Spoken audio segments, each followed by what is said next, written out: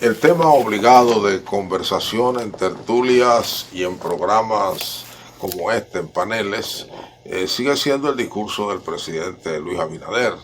Un discurso que la gente ha mirado de primera instancia su extensión y además las pinceladas con pinceles finos o brochas gordas que él dio sobre el estado de la República Dominicana. Cosa que no es extraña en un jefe de Estado que va siempre allí a proclamar las bondades de su gobierno. Tenemos hoy al ingeniero Guillermo Carán, que ya hizo su propio análisis, su evaluación, que envió a los medios escritos, una radiografía del discurso presidencial, y le tenemos hoy con nosotros para que aquí, en este espacio de televisión, nos ayude a comprender un poco más lo que él dijo y quizás lo que se le quedó en el tintero acerca de un discurso que algunos comentaristas se han atrevido a decir que es el más largo en la historia de las presentación de memorias, que por cierto, en ninguno de sus discursos el presidente Abinader dice al final, como dicen los jefes de Estado, aquí dejo hoy depositadas las memorias, y deja unos librascos, 2 o 3 de manera simbólica.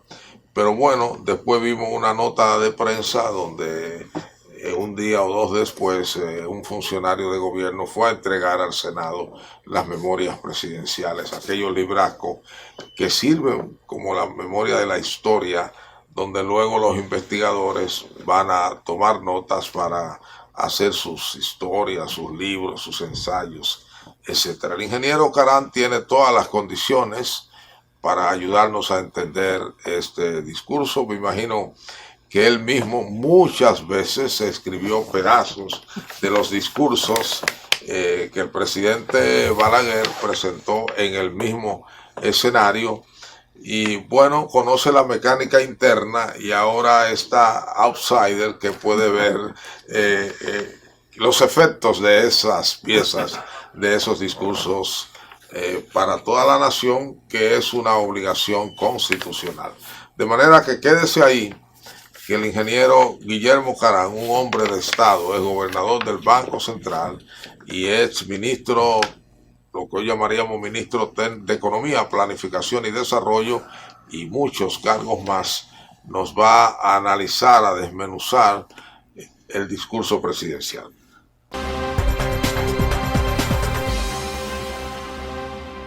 Ingeniero Guillermo Carán, gusto verle después de unos días. ¿Cómo se siente? Bien, gracias a Dios. Caminando. Con problemas normales, como decía el presidente Balaguer, ya que lo citaste, con los problemas propios de mi edad. Cuando le preguntaban cómo se siente, nunca decía ni bien ni mal, sino con los problemas propios de mi edad. Y Ortega decía, el hombre de circunstancias. Ah, claro, claro. Entonces andamos ahí todos montados en el mismo tren. Me imagino que usted vio el discurso presidencial. Sí. Y en algún momento se paró a beber café o a beber agua o a estirar las manos y los brazos y los pies. Así es, y muchos momentos hice muchos eso. Momentos, sí, ¿no? Porque además de que a nuestra edad es aconsejable eso, pero siempre sí, hay detalles domésticos que resolver, y es sano, pero también lo leí, tuve la suerte de que alguien me lo envió íntegro durante el propio discurso, y yo creo que... Perdón, antes de que usted entre en materia, usted fue jefe de la Oficina Nacional de Planificación, y en esa oficina se acostumbraba, después que hablaba el presidente, sacar como una especie de esqueleto del mismo, a partir de los temas económicos. Por ejemplo, ¿qué dijo sobre balanza de pagos? Sobre balanza comercial, política monetaria, y era un bonito ejercicio para uno entonces comprender mejor la estructura del discurso y el pensamiento del presidente, porque se entiende que ahí está vaciado de alguna manera el pensamiento del presidente, sobre todo en las reflexiones que el presidente hace alrededor de los temas. Correcto. Bueno, ¿cómo se elabora un discurso Comiénceme por ahí. ¿Cómo se elabora un discurso del 27 de febrero? Bueno, te puedo decir, primero el presidente Balaguer no tenía como asesores de discurso. No. Él escribía su propio Ni discurso. siquiera ese.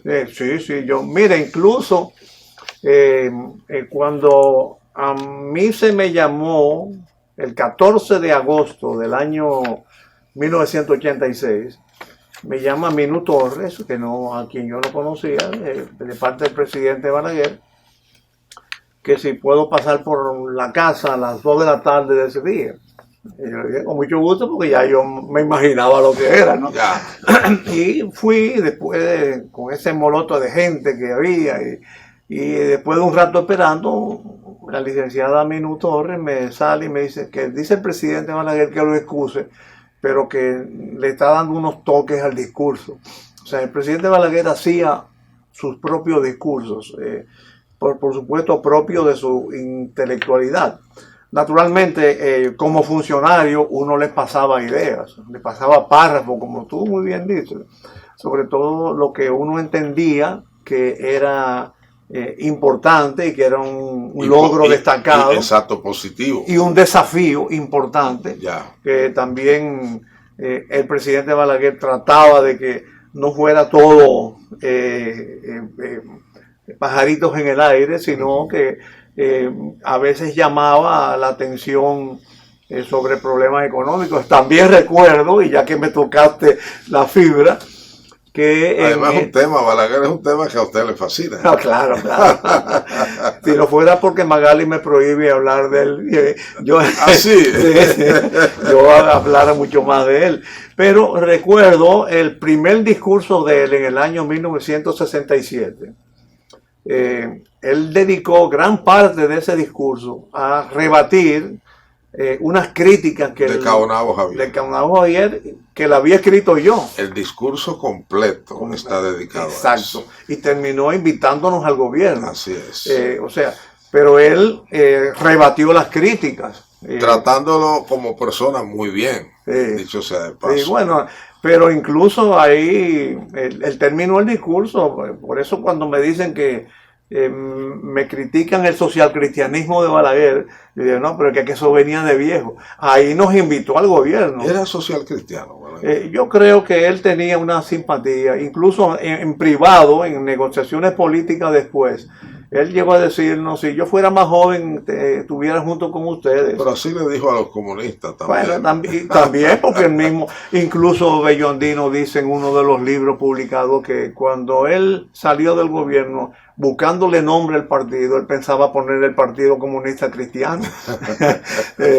Pero en ese discurso, guiándonos por lo objetivo, por lo plasmado, y lo público, no lo privado, lo que nos dijo a los socialcristianos en el año 70, me parece, si yo fuera más joven estuviera del lado de ustedes. Y estábamos Caonabo Javier, Alfonso Moreno, Guido de Alessandri y yo. O sea, en ese tiempo éramos los que dirigíamos el partido. ¿Usted no entendió eso como una retórica enamoradiza? Por supuesto que sí, pero no deja de tener atado a varios acontecimientos previos y posteriores, no deja de tener algo de razón, de sinceridad, algo de sinceridad. Pero en ese discurso hizo un llamamiento público, si mal no recuerdo, dice, lo mejor que pudiera sucederle al país es que esa juventud valiosa eso no recuerdo el término. Con esas palabras los enamoró a ustedes para siempre. Nos enamoró públicamente que se formaran parte del gobierno. Que si hubiéramos tenido la madurez política que debimos tener, pero que se debió tener, pero naturalmente 4 años de la dictadura y un antitrujillismo que muchos plasmaban en Balaguer. Al contrario, muchos se ofendieron porque nos llamaron. Yo siempre le he relatado a usted, aunque usted me ha dicho que no recuerda, que escuché a Fonchilocua decir que Bosch, antes de irse al exilio, después de las elecciones del 66, reunió a un grupo de jóvenes de distintos partidos, que había varias personas del Partido Social Cristiano, y le habló de la situación del país y demás, y al final les dijo, ayuden a ese hombre que él no sabe en lo que se ha metido, refiriéndose a Balaguer. Ujú. Bueno, las cosas se toman de quien viene. Sí, sí. Claro. De manera que yo creo que sí hubo un viso de sinceridad en esa expresión. Y los pasos posteriores, incluso coronada con la fusión, con todo y lo que pueda decirse del valor estratégico, demuestra que al fin y al cabo hubo una inclinación con ese grupo. Cerrando esa digresión, Balaguer preparaba sus propios discursos. Sí, correcto. Y uno le daba idea, en mi caso particular, le escribía... E insumos. Sí, sí, sí. Bueno, yo escribía mini textos, un poquito poniéndome en su lugar, ¿no? Sí. Pero las cifras y todo sí, eso. Sí, por ejemplo, recuerdo que en el primer discurso... le encantaba recitar claro, los sitios, las obras. Bueno, eso lo sabía hasta mejor que yo. Ya.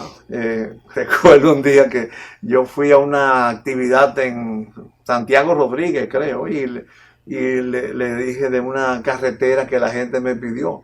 Y él me dijo, pero esa carretera ya yo la estoy haciendo, ¿no? O sea, que él tenía ese detalle muy presente, las obras físicas. Incluso un amigo común, enamorado de las obras físicas. Claro, claro. Un amigo común, Rafael Toribio, que hoy es funcionario del gobierno, en una reunión privada con esos grupos que yo siempre... Tertulias. Llegó a decir, a Balaguer nada más hay que decirle, hoy estamos en tal sitio y tal la fecha, y él deduce todos los demás. Exacto. Entonces, pero volviendo a la pregunta, si uno le pasaba, yo escribía párrafos, pero 1, 2 o 3 párrafos del contexto del discurso. Claro que él no podía hacerlo tan largo, sobre todo al final de su periodo, por el tema de... Pero ahí enamoró al auditorio por la memoria que exhibió.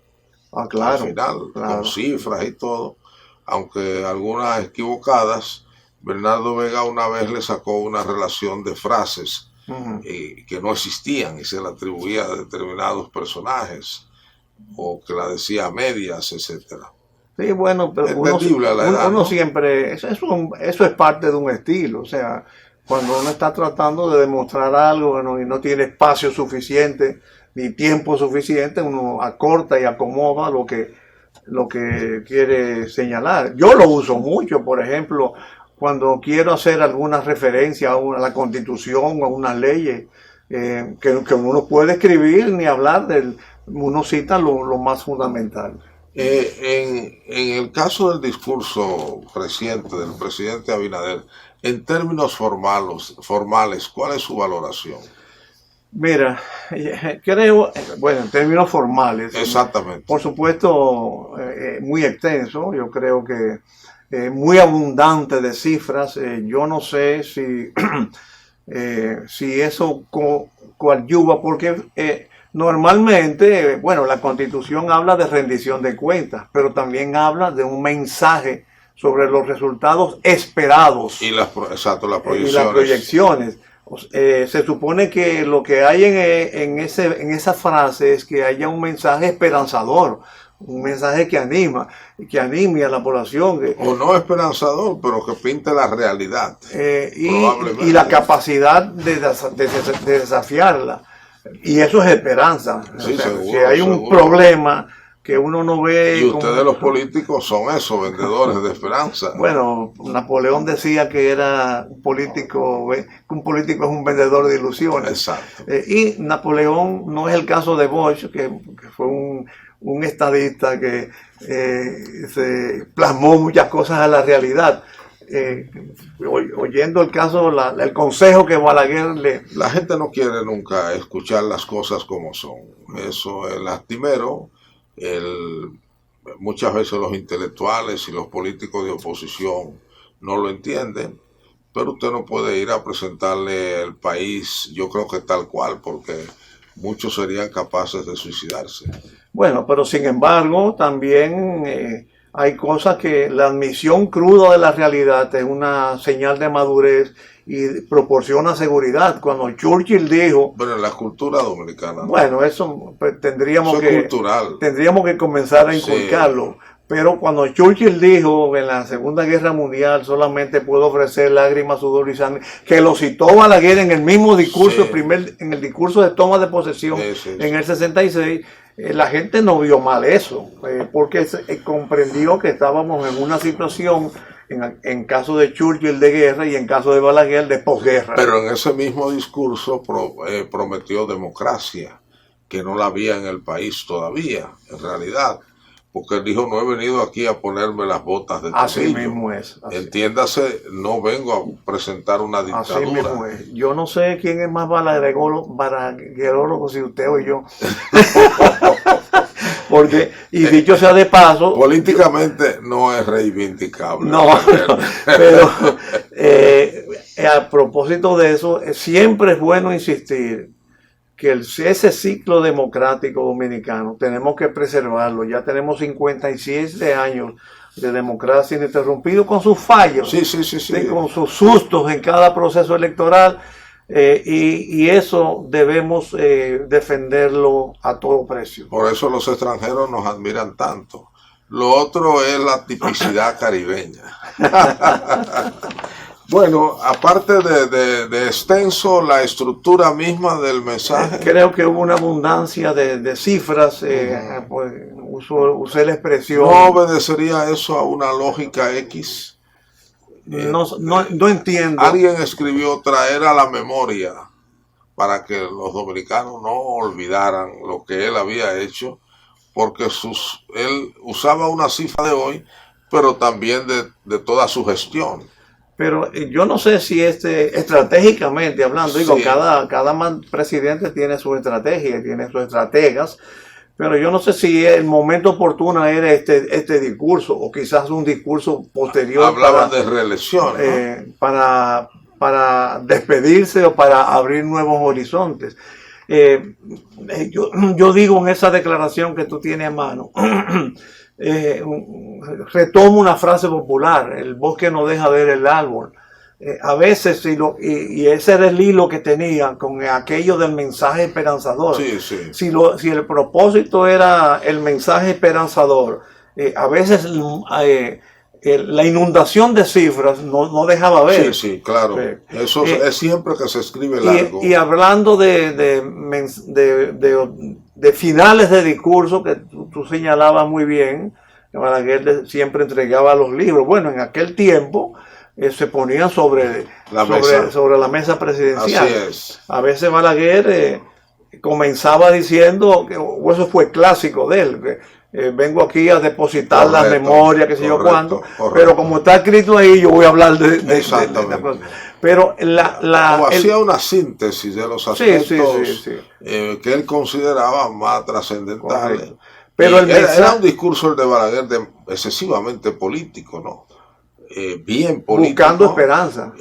Buscando esperanza, dice usted, y también justificando sus acciones. Yo recuerdo que en el Balaguer de los 10 años, que es otro Balaguer, él dedicó un discurso a defender sus obras y se ancló en los rusos cuando construían todas aquellos museos, porque son museos en Rusia. Y entonces decía una frase de algún ruso: no le damos comida, pero le damos belleza. Sí, pero en esa expresión que tú señalas entraña mucho justificación, defender su política. Significa, y en el mismo discurso que te cité del primer discurso de rendición de cuentas, del que nos criticó, que nos respondió a los socialcristianos con su crítica a la política económica, significa una admisión de que hay cosas que no están o bien, o hay cosas que debo explicarla, que debo defenderla, que debo justificarla, que eso no se nota en la ola presente de gobernantes. Ya. Bueno, ahí hay una distancia de su formación intelectual que no permite hacer otras cosas más que rendir cuentas. Yo siempre digo que falta un estudio de lo que yo llamo la antropología balaguerista del dominicano, a partir de sus discursos, tomando esos incidentales, donde él deja caer conceptos, criterios que tiene sobre el dominicano. Hacemos una pausa comercial y regresamos con el ingeniero Carán.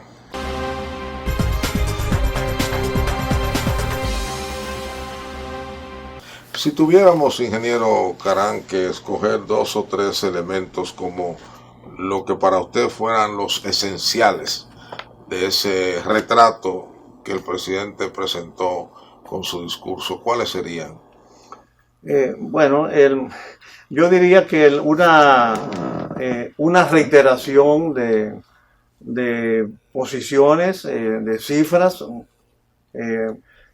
normalmente en lo correcto desde nuestro punto de vista, y así se hacía, que habían elementos, informaciones que se reservaban para esa ocasión. En esta ocasión no se observa esto. No hay elementos novedosos, no hay cifras nuevas, todo estaba dicho. Entonces el concepto de reiteración me parece que le quita fuerza al discurso y hasta cierto punto reduce la investidura presidencial. En segundo lugar, quizá lo más novedoso fue, por lo menos para mí, la cantidad de haitianos repatriados. Que yo no sé, en el contexto actual tendría mis reservas, pero quisiera reservarme esto porque esa información espanta. Y sobre todo, si fuera una deportación efectiva, pero todo el mundo sabe que es una deportación, lo que yo llamo express. Se van de día y vienen de noche. Sí. Porque hasta sale en la prensa anécdota. Otra característica es que reincide, o sea, hay una repetición de promesas no cumplidas, entre otras razones, por falta de seguimiento. Por ejemplo, el tema del pacto haitiano, del pacto para la defensa de la soberanía. No entiendo, nuestra soberanía no está en guerra, no está amenazada por guerra. Esa es una visión ultraconservadora de la relación República Dominicana-Haití. Entonces no entiendo por qué enfatizar con equipo, muro, etcétera. Además, eso no es objeto de discusión ni de consenso. Bueno, de acuerdo. La Constitución lo Entonces, plantea. pero no es la primera vez que se propone un pacto. Yo recuerdo, incluso tengo la memoria gráfica, una mesa presidencial con muchas flores y todos los dirigentes del partido. Entonces esto un poco como yo decía en una ocasión con las publicaciones dominicanas, hay mucho revista edición número uno, bueno, falta el 2, el 3 y el 4. Yo creo que en lugar de retomar, o en lugar de plantear como una iniciativa nueva lo del diálogo para Haití, yo creo que debió recordarse lo anterior. Sobre todo que también hay otros temas que se dejaron pendientes, incluyendo, se anuncia por ejemplo una nueva ola de reformas, pero ¿y qué pasa con la ola de reformas precedentes, aquellas 12 reformas propuestas al Consejo Económico y Social? A las nuevas leyes, a los proyectos de leyes ahora le llaman de que reforma. Bueno, así es. Sí. Pero son reformas anunciadas, pero tú recuerdas que con muchos bombos y platillos se anunció hace un par de años la convocatoria del Consejo Económico y Social para 12 reformas que luego se subieron a 14. No sé cuál ha sido el destino. Bueno, la mayoría ya se había rendido cuenta de eso. La mayoría terminaron su trabajo y lograron su consenso. Cuantitativamente. Sí, Toribio dijo que apenas 2 o 3 eran las que todavía no estaban terminadas cuando dio esa información hace 2 o 3 meses. Tú sabes que muchas están por ahí hechas proyectos de ley. De los últimos años, yo encuentro que ha habido una especie de vicios en el tema en las concertaciones y consensos. Gracias a Leonel Fernández que nos dejó esa escuela. Bueno, no es cualquiera, ¿no? No, pero eso se inventó. Sí. El consenso aquí para aplicar la ley se inventó con Leonel. Explicar lo que ya está vigente, Sí, que es una obligación. Exactamente. Sí, pero yo me refiero al consenso concentrado en lo cuantitativo. Okay. De 15 puntos, hay 13 ya aprobados, nada más faltan 2, pero a lo mejor esos 2 son más neurálgicos. Más cabezudos. Oh, claro. Con lo que y entonces, la metodología es comenzar por lo fácil. Claro. Pero lo complejo... Sí, la misma estrategia de desarrollo. Recuerdo cuando cuando Leonel Fernández se presentó, el diálogo nacional. Se presentó con unos cuadros y la importancia era el número de propuestas. Yo creo que es un estado de ánimo, el consenso debe ser un estado de ánimo para lograr soluciones que sean apoyadas por todos los dominicanos. Y no para todos los temas, o sea, aquellos temas que a lo mejor no hay claridad de interpretación o claridad de ejecución o son problemas muy nuevos, pero usted no podía, por ejemplo, no estoy caricaturizando el tema, buscar consenso para cómo atacar el COVID. No, claro. Bueno, eso no se hizo, por eso digo que es una caricatura que estoy haciendo. Y la tercera... A tu pregunta, la tercera aprehensión que me surge con relación al discurso presidencial, que hay muchas cosas que denotan un poquito de confusión conceptual. Ya. Por ejemplo, cuando se muestra al presidente hasta eufóricamente satisfecho con que Punta Catalina tuvo beneficios y porque el Banco de Reservas tuvo tantos beneficios. Yo recuerdo, pero Punta Catalina no se concibió como una empresa privada que diera beneficios. La consigna de Punta Catalina... pero no es malo que lo haya No es malo. No es mala, pero... creo que sea criticable. No es que es criticable, pero filosóficamente hablando, se supone que esos beneficios fueron porque se mantuvo el precio de la energía en el marco del sistema vigente. ¿Usted no se estará olvidando del rol del político en las sociedades? A lo mejor me estoy olvidando, pero estoy aferrándome al rol del Estado en la sociedad. Porque, qué sé yo, un presidente no, como dijo Hernando, se me va el nombre ahora, que el presidente brasileño, no vengo a hacer filosofía, yo vengo aquí, no se viene.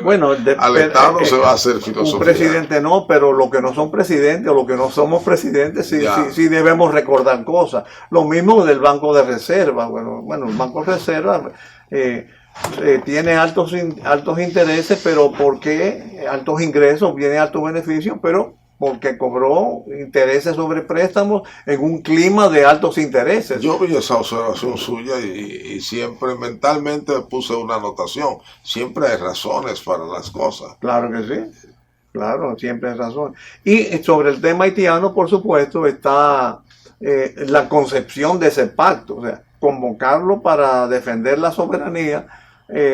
No creo que sea como lo apropiado en este momento, porque no sé hasta cuándo nosotros vamos a resistir entender que la mejor defensa a la nacionalidad dominicana es ayudando a Haití a que Haití se desarrolle institucional y económicamente. Sí. Bueno, Haití no se deja ayudar, hay que decirlo con claridad. Usted está en lo cierto, pero desde Jimmy Pastoriza hace muchos años hasta Miguel Seara han hecho esfuerzos a nivel de amigos, con intención incluso en el caso de Jimmy de inversión de parte del empresariado nacional, y los haitianos una y otra vez se niegan. Incluso aquí ha habido obstáculos, usted lo sabe, para hacer proyectos binacionales. Pero en cierta forma eso se debe a que vivimos azuzando las actitudes. Bueno, ellos también nos azuzan. Claro que sí, pero bastante. Pero apliquemos la otra mejilla. Sí. Cuando tú, por ejemplo, oyes que funcionarios hablan de que Haití está recientemente, que no se ha podido hacer más porque así Haití se está desintegrando, eso es una descalificación que obstaculiza el buen entendimiento. Quizás no deba decirse políticamente y para los fines de ese objetivo, pero es una realidad. Claro, y tú y yo vinieron los informes vinieron Sí, de fuera. Sí, pero tú y yo podemos decirlo, pero quienes están en las esferas de poder deben ser más... Yo sé que molesta incluso que el presidente hable fuera de Haití, eso molesta en pero Haití. claro. Pero nosotros llevamos la carga y la verdad es que a la comunidad internacional todos los días hay que recordarle que Haití está ahí y está desintegrándose y el precio primero se paga aquí. Sí, pero hay formas, por ejemplo, de quien lo diga. O sea, está bien que venga un informe de afuera y lo diga. Está bien que se busque una persona fuera de gobierno que no va a ser nunca protagonista de una negociación, de alguna reunión conjunta, pero tú no puedes vivir descalificando para luego reunirte con una persona y tratar de buscar soluciones a los males que nos afectan. Bueno, yo pienso que cuando se alude a la desintegración se hace en línea con el interés de que la comunidad internacional preste atención, porque quizás por el tema de Ucrania, quizás por el tema de los efectos económicos de la pandemia, Haití no ha estado en la agenda de los organismos antes de Ucrania y antes de la pandemia, la comunidad internacional tiene su agenda con Haití. Ahora, sí. Yo lo que pienso es que mientras... Pero una agenda de 2 o 3 oficinas presentes allí para levantar cada cierto tiempo un informe estadístico. Sí.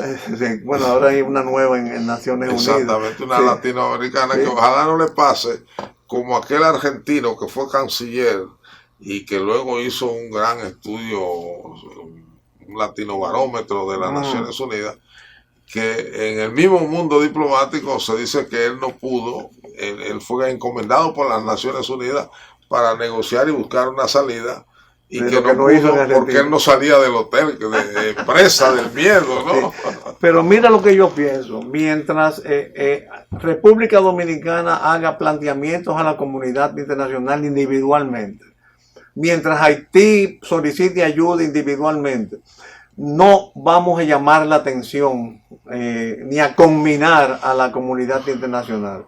Si lo hacemos conjuntamente, ya la cosa puede cambiar. Y para hacerlo conjuntamente, tú tienes que entenderte de alguna forma con lo que haya de gobierno, lo que haya de autoridad en Haití. Y para lograr eso, tú no puedes caer en las descalificaciones. Bueno, pero yo pienso que esa descalificación no es ni todos los días ni denigrantes, ¿no?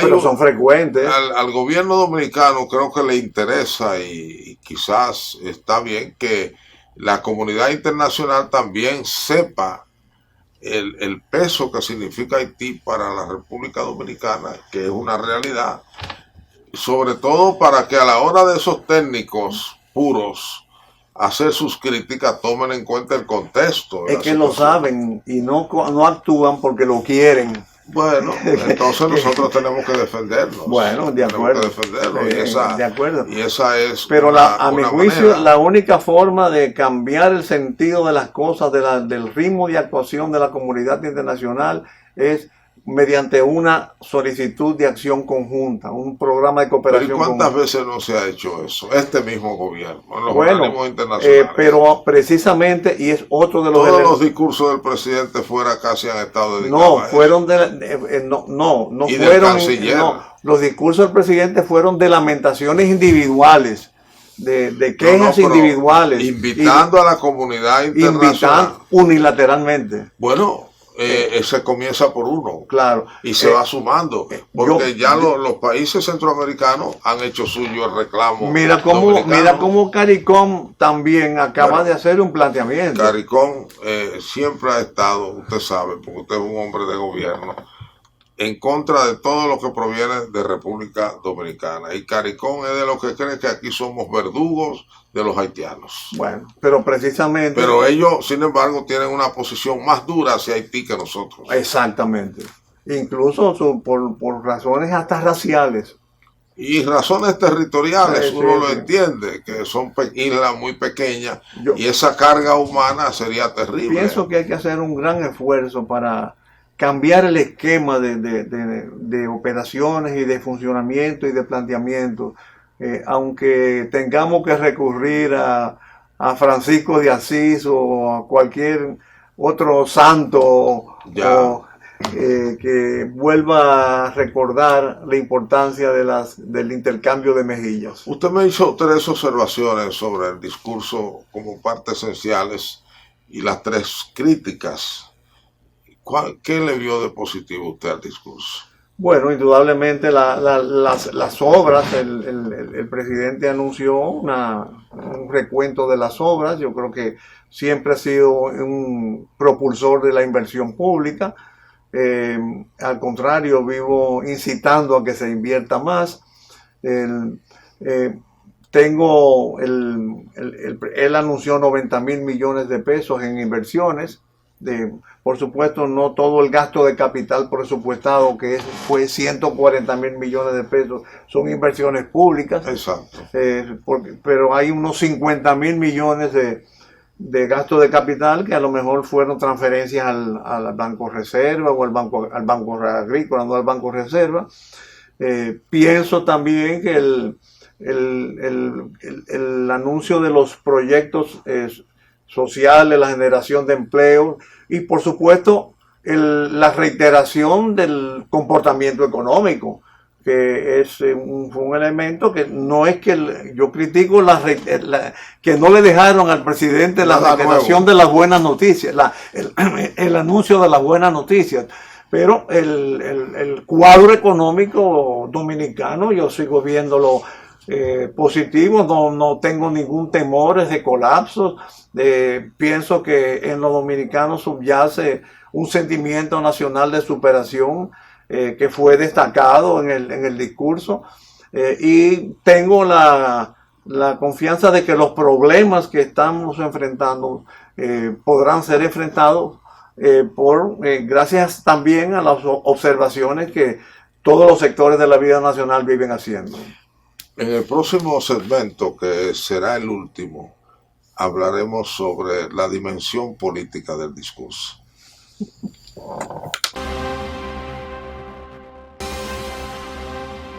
Venimos al segmento final de esta entrevista a nuestro amigo el ingeniero Guillermo Carán. Usted denota en sus explicaciones que viene de allá dentro del Estado.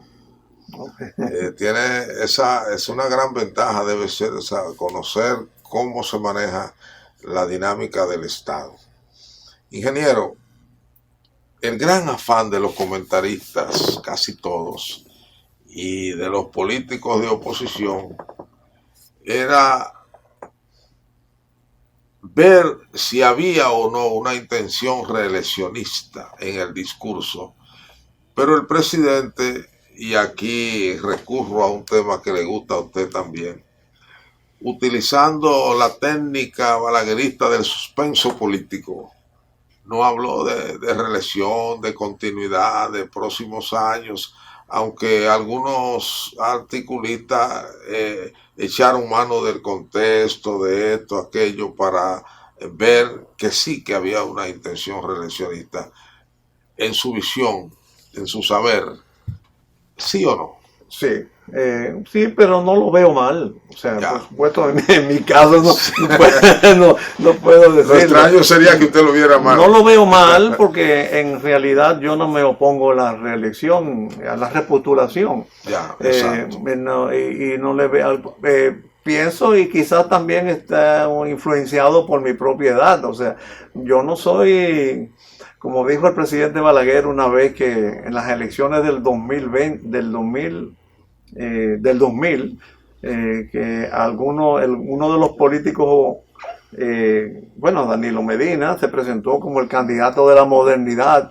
Y Balaguer dijo claramente, no, yo no soy moderno. Y citó a alguien en la Romana, que no me acuerdo quién es, que no se inscribía en la modernidad. No luce, por ejemplo, que una persona que ha sido miembro de un gobierno y de un partido que tiene la reelección como credo, en contra de la reelección. Pero además, yo creo que nos estamos acostumbrando a 2 periodos. Sí, ya lamentablemente es así, pero no. Bueno, pero además yo creo que el presidente Abinader está obligado está obligado a repostularse, a presentarse. Primero porque no veo en su partido opción sustituta. Eso es como una decisión escrita o no escrita, consensuada o no consensuada, de no disputarle a él ese derecho. Bueno, hay quienes se lo están disputando, ¿no? Pero la verdad que son personas que necesitan. Y el país necesita, por supuesto, confianza y seguridad de que las cosas van a seguir con el marco institucional que estamos teniendo. El empresariado está feliz, aparentemente. El empresariado también está feliz, con todo el mundo. Hasta un día. Lo saben, y con todo el mundo. Sí. Pero no veo opción dentro del grupo del partido de gobierno que pueda someter una candidatura que se enfrente a lo que está, perdóname que use una frase, ¿no? Lo que se horizontea. Ya. Dicen que, decía García Márquez, que la ventaja del español es que es muy rico y te puede inventar palabras, ¿no? Ya, sí. Bueno. Porque yo pienso que a la larga el PLDismo se va a unificar, formal o informalmente. Correcto. Cuando usted dice el PLDismo, habla de las dos grandes corrientes. La fuerza del pueblo. Exacto, y el PLD propiamente dicho. Aunque pacten o no pacten. Correcto. Formal, pero como se dice en los dominicanos, por debajo votarán por la opción que mejor esté representada. Entonces, la competencia... Las encuestas dirán. La competencia no va a requerir improvisaciones. Por supuesto, no te descarto que, a pesar de mis críticas a la gestión de gobierno, mi simpatía sigue siendo con el amigo Luis Abinader, que, bueno, yo quisiera que fuera un Abinader más reformista, pero por supuesto... Bueno, él habló de un gobierno reformador. Sí, en este discurso. Sí, ojalá se fortalezca ese componente. ¿Usted ve pistas de que lo que está haciendo es reformador? Insisto en que la ola de reformas anteriores deben concretarse más. Por supuesto, como tú decías, ahora se llama reforma todas las leyes, ¿no? Sí. Pero a algunas hay que aplicarle como un sentido de oportunidad. Yo no sé si en este momento, por ejemplo, el planteamiento de un Ministerio de Justicia sea lo oportuno, ¿no? Porque el ambiente nacional no creo que esté necesariamente para eso, pero bueno, cada quien tiene su prioridad. Entonces, de manera que yo creo que fue un discurso echándole maíz a la reelección y no lo veo mal, lo veo muy bien y ojalá y el presidente aproveche que esta experiencia para que en un segundo periodo pueda hacer un mejor gobierno. Alguien ha dicho que el presidente Abinader, en su gestión, y se muestra quizás en este discurso de manera muy clara, le dio al PRDismo, y aquí el PRDismo hay también que dividirlo en dos corrientes, el PRDismo de Miguel Vargas y el PRDismo de Paliza, que es el presidente. PRD más PRM es igual a PRDismo. Le dio lo que no tenía y lo que no había podido presentar en sus gestiones de gobiernos anteriores, que eran obras concretas, específicas. Eso es cierto, yo creo que es cierto. Al PRMismo o PRDismo le falta una... Antes era libertad, nada más. Claro, le falta ese componente ejecutorio y de realizaciones concretas. Pero me parece que hay que buscarla más y tratar de llegar a feliz término. Como decía Balaguer cuando sustituyó el triunvirato, cuando aludiendo al triunvirato, yo no doy primero Picasso sino inauguraciones, ¿no? Exacto. Y el presidente está él hace ambas cosas. Sí. Ambas cosas. Don Luis hace ambas cosas. Picasso e inaugura. Te repito, yo creo que un presidente Abinader en un segundo periodo, con la experiencia del primero, le haría bien al país, y en consecuencia no creo por qué prescindir de ese recurso tan valioso. Y ojalá aportase a su agenda algo que yo veo un poco ausente desde el principio, que es mirar más a los pobres de este país, gobernar más para los pobres de este país. Yo diría cambiar la concepción de cómo mirar a los pobres, porque él tiene muy presente la pobreza, pero la solución... En el discurso. Ah, bueno, sí, pero en general... Yo lo veo, ¿no? Pero fíjate que en el discurso se volvió a inscribirse en los subsidios.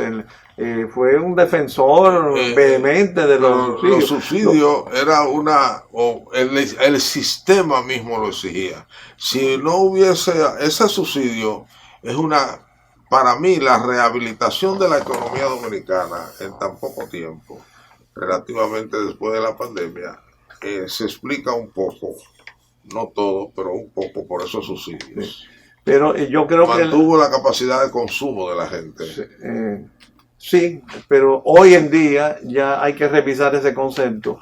Y ese concepto, por ejemplo, por eso te decía que no es que el presidente no mira a los pobres, no piensa en los pobres, no. Yo creo que es la forma como atender las necesidades de los pobres. Yo enfatizaría en la creación de oportunidades de trabajo y de un puesto de trabajo de calidad, específicamente que implica la formalidad. Bueno, yo quisiera ver más trabajo, más escuela, más canchas, más calles arregladas, más cañadas cerradas en los sectores populares. Yo creo que eso le falta a la economía y al desarrollo dominicano. Así es, pero eso no se va a lograr con subsidios. No, yo creo que no. Creo que el subsidio fue un colchón necesario en una situación de pandemia. Aceptemos que cumplió su etapa. Ahora, rediseñemos y quizás ese sea el desafío del nuevo Abinader que tiene que presentarse. Si están las posibilidades de empleo, hay que comenzar a recoger los subsidios. Ahora, si la posibilidad de empleo no están, si quitan los subsidios, lo que van a hacer es ampliar la economía informal, que aquí es tan importante como la formal. Yo creo que República Dominicana tiene, sobre todo por el contexto internacional, condiciones muy favorables para un impulso económico que sea el elemento para generar el empleo que va a sustituir la necesidad de subsidio, porque en eso no nos perdamos. Si hay que subsidiar es porque no hay oportunidad de trabajo. Y eso debe conllevar una reorientación de las políticas públicas. Sí, algo hay que hacer porque es una vergüenza exhibir el crecimiento económico que tiene el país durante ya casi 60 años y tener el nivel de pobreza que tiene la República Dominicana. Y específicamente de desempleo por la calidad, porque bueno, el presidente dio cifras del incremento del empleo, pero casi todos precarios. Cuando tú ves que el 58% son informales, eso es imposible. Bueno, y la tragedia de este país también es que los grandes sectores o grandes motores de nuestra economía pagan salarios precarios.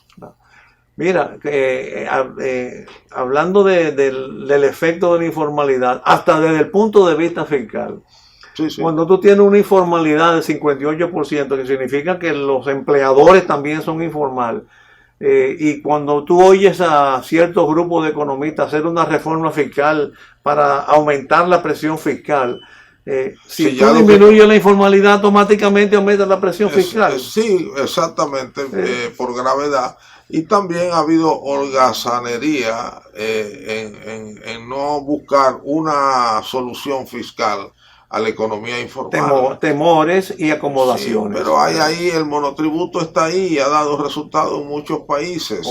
Porque la economía informal es como el motor en la calle, ya eso no se va. Y aquí el empresariado nacional no tiene vocación de resolver ese problema. Bueno, pero hay cosas que hay que cambiar. Sí, no hay dudas. Pero yo creo que... Mire, 6 reuniones, 5 para el salario y el sector privado no termina de presentar su propuesta, la que fuere. Eso no es posible. Bueno, eso no es posible. Un tema álgido que se queda para el próximo programa. A ustedes gracias le damos y al ingeniero Guillermo Carán por este este programa y darnos la oportunidad de nuevo de poderle entrevistar sobre cosas que usted maneja de manera sapiente. Muchas gracias y nos vemos en el próximo programa.